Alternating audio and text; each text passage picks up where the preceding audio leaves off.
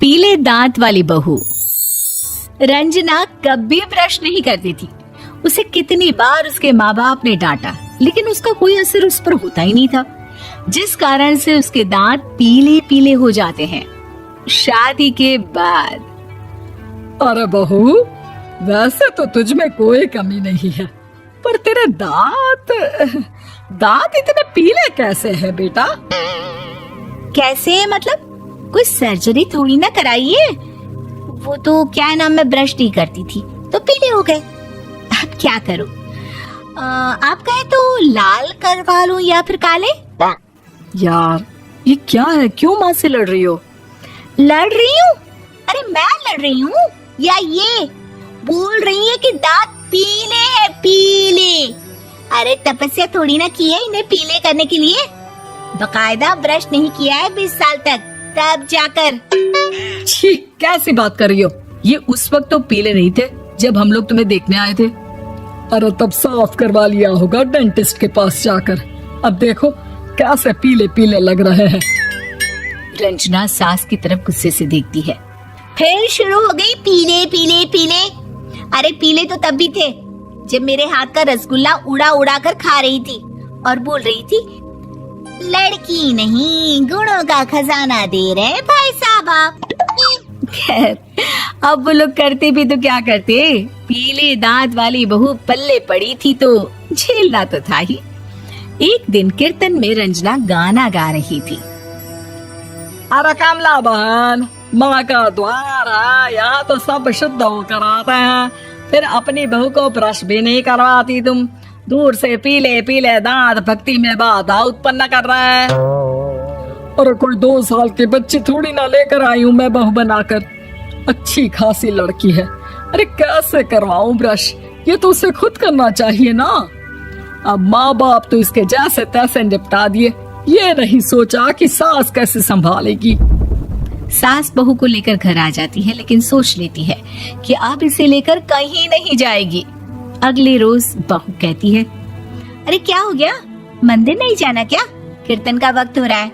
मेरी मधुर वाणी से कान्हा जी जागते हैं और सोते हैं। आप तो जानती है ना उनकी भक्ति में कितना मन लगता है मेरा। वो क्या है ना, तबीयत ठीक नहीं लग रही है मेरी, आराम करूंगी मैं। तबीयत ठीक नहीं लग रही? अभी तो मिथुन के गाने पर नाच रही थी आप, और अब बोल रही है कि तबीयत ठीक नहीं लग रही। अरे भक्ति में मन लगा लो सासू माँ, ऊपर जाना है, क्या मुंह दिखाओगी आप? हाँ? सास को बहू की बात पर गुस्सा आ जाता है। मैं क्या मुंह दिखाऊंगी, इसकी चिंता तो ना कर, समझी? अपने मुंह की चिंता कर, जो ये पीले पीले दांत लेकर हर जगह पहुंच जाती है। पता है लोग कितना मजाक बनाते हैं। ना जी ना, मैं नहीं जाना कहीं तेरे साथ। तो ये बात है, कोई ना, मत जाओ, मैं अपने कमरे में ही बैठकर भक्ति कर लूंगी। ऊपर वाला दांत थोड़ी ना देखता है, मन देखता है, भावना देखता है। और अरे बस बस, तू सब कुछ दिखा, बस ये सफेद चमकदार दांत ना दिखाना किसी को, है? जा यहाँ से। बहू को सास की बात का कोई फर्क नहीं पड़ता, वो तो जैसी थी वैसी ही रह जाती है। सुबह नहाकर किचन में खाना बनाना, फिर खाना खाना, कीर्तन भजन करना और सो जाना। एक दिन, माँ जी मैं सहेली के घर जा रही हूँ, शाम को लेट आऊंगी। हाँ हाँ तो जाना, मैंने कौन सा तेरी आरती करनी है घर पर बैठकर। रंजना सहेली के घर जाती है, जहाँ वो पार्टी में जाने की तैयारी कर रही होती है। अरे शिखा, कहाँ जाने की तैयारी कर रही है? मैं गलत वक्त पर आ गई क्या? अरे नहीं यार, उल्टा सही वक्त पर आई है। मैंने ये साड़ी और ज्वेलरी निकाली है यार, शाम को इनके ऑफिस की एक पार्टी में जाना है। बताना कैसा लग रहा है ये सब? नहीं यार, इस ड्रेस के साथ तो वो वाली ज्वेलरी अच्छी लगेगी। हाँ हाँ सही बोल रही है, मैंने ध्यान ही नहीं दिया। वैसे तो हमेशा से मस्त फैशन सेंस रखती है। तो बड़ा जाती होगी ना पति के साथ पार्टी में। रंजना कुछ नहीं बोलती, बस सोचती है कि यार काश ये बात सही हो जाती, पर मैं क्यों नहीं जाती पार्टी में? क्या इन लोगों की कोई पार्टी होती नहीं होगी? रंजना घर आती है और रात में पति से सवाल करती है, एक बात बताइए, आप मुझे किसी पार्टी में क्यों नहीं ले जाते? क्या आपकी यहाँ ऑफिस में पार्टी नहीं होती? पति बेचारा क्या कहता कि दांत पीले हैं तुम्हारे इसलिए। अरे कोई पार्टी होती नहीं हम लोगों के ऑफिस में, तो कहाँ से लेकर जाऊं? और मार्केट, मॉल, कहीं वीकेंड घूमना, कहीं तो।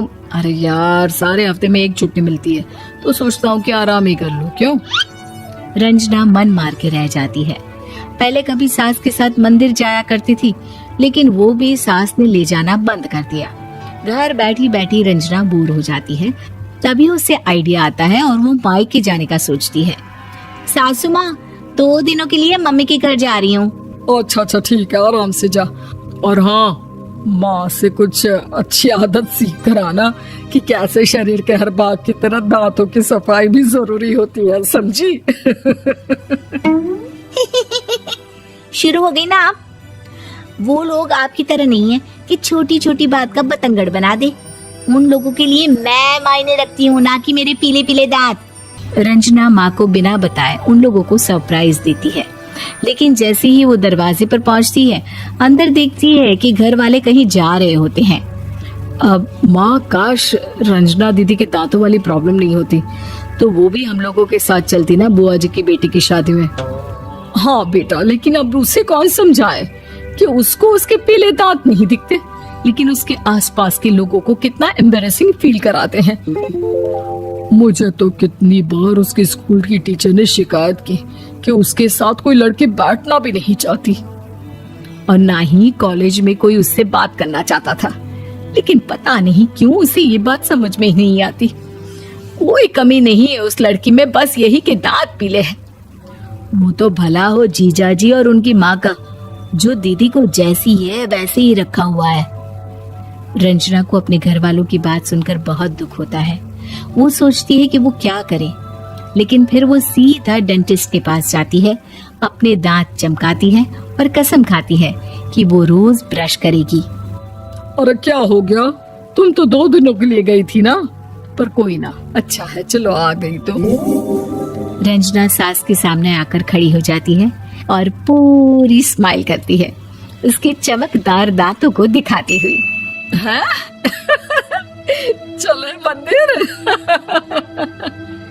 माँ, मुझे माफ कर दीजिए, मैंने आप लोगों को बहुत एम्बैरेसिंग फील करवाया। मैं आज से रोज ब्रश करूंगी।